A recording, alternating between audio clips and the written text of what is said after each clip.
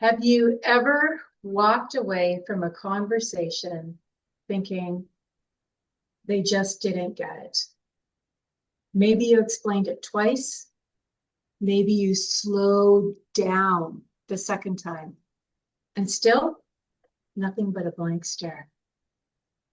So naturally, we conclude they're not listening, they're distracted, they don't understand. I used to think that too. But what if the problem isn't how they're listening? What if it's how we're speaking? A few months ago, I started working with artificial intelligence, and AI did something for me that no human has ever done before. It exposed me.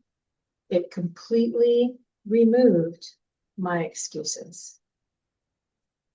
You see, I talk with my hands a lot. When I explain something, there's movement, there's tone, there's facial expression, and there's definitely emphatic gestures. Who knew? So there I was, confidently typing something like, make it more, impactful. But AI didn't get my gestures or my facial expressions, and the response would come back completely wrong. And I think, oh my gosh, no, that is not what I meant. As if it should feel my intention. What I realized quickly was this: AI doesn't assume, it doesn't fill in the gaps, it doesn't read between the lines, and it doesn't guess what I probably meant. When I was vague, it was vague right back. When I was unclear, the result was unclear. That's not a mystery, it's just simple logic. There were times that I had to rephrase something 3, 4, 5 times even, not because the system was broken, but because I was broken. When impactful didn't work, I tried, make it stronger. Stronger how? More logical, more emotional, more concise, more aggressive. I hadn't decided. I just expected the other side to figure it out. I wasn't giving direction. I was giving vibes. And then I would get frustrated with the output.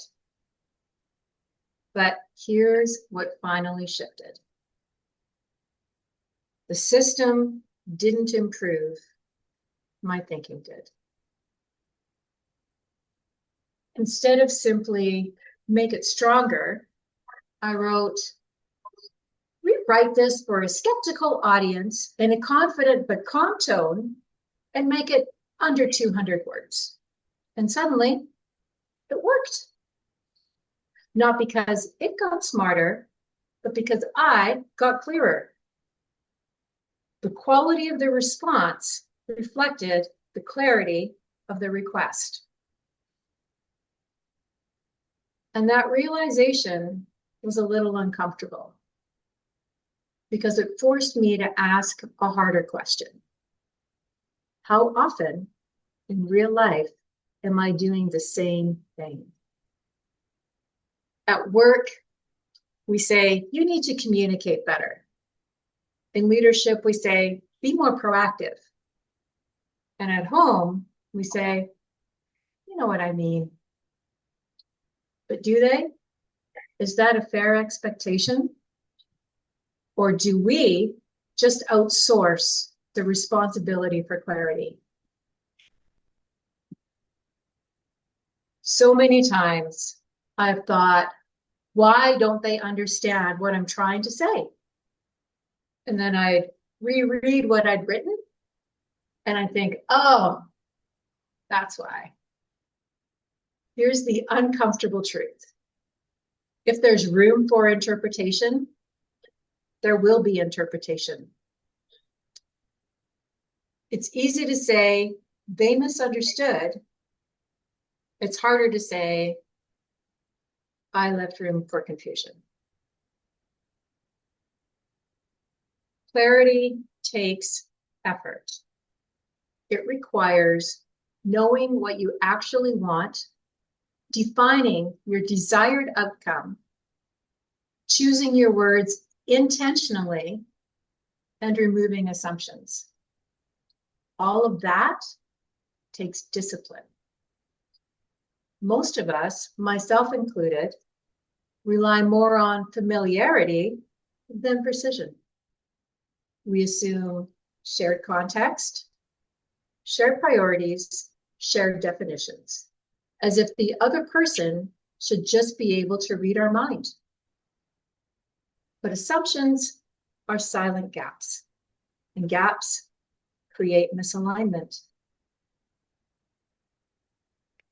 So the next time someone doesn't respond the way you expected, before you say they just don't get it, pause. Ask yourself, was I clear? Did I make this impossible to misunderstand? Not, I'm sure they get what I mean. Not pretty clear. Impossible to misunderstand. Because the quality of our communication determines the quality of our results. Miscommunication isn't a listening problem, it's a clarity problem. And clarity is our responsibility. Back to you, Kimberly or Ross.